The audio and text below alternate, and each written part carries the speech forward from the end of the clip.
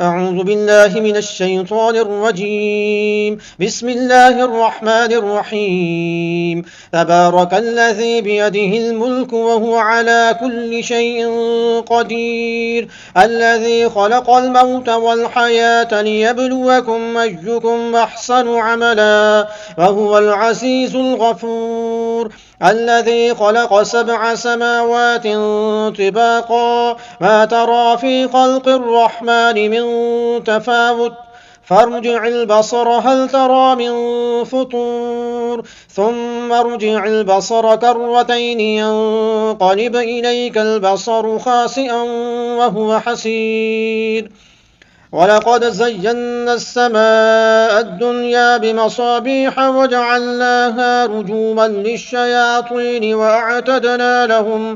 وأعتدنا لهم عذاب السعير. وللذين كفروا بربهم عذاب جهنم وبئس المصير. إذا ألقوا فيها سمعوا لها شهيقا وهي تفور، تكاد تميز من الغيظ، كلما ألقي فيها فوج سألهم خزنتها ألم يأتكم نذير، قالوا بلى قد جاءنا نذير، فكذبنا وقلنا ما نزل الله من شيء إن أنتم إلا في ضلال كبير.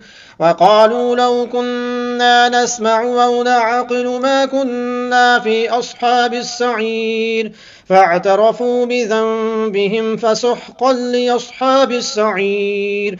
إن الذين يخشون ربهم بالغيب لهم مغفرة وأجر كبير.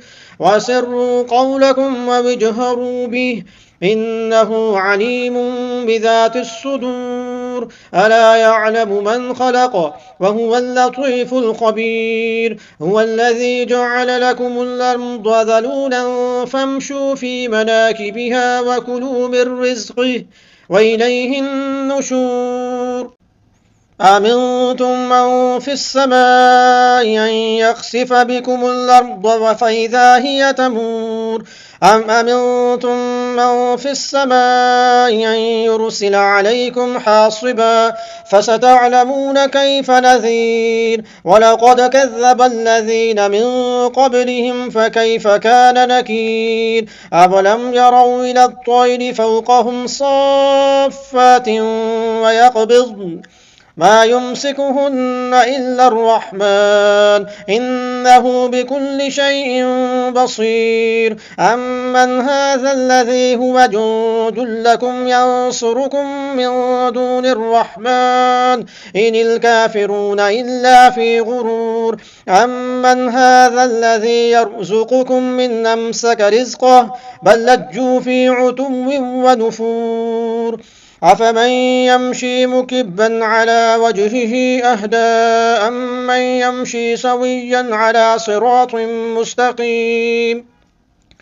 قل هو الذي أنشأكم وجعل لكم السمع والأبصار والأفئدة قليلا ما تشكرون. قل هو الذي ذرأكم في الأرض وإليه تحشرون. ويقولون متى هذا الوعد إن كنتم صادقين. قل إنما العلم عند الله وإنما أنا نذير مبين. فلما رأوه زلفة سيئت وجوه الذين كفروا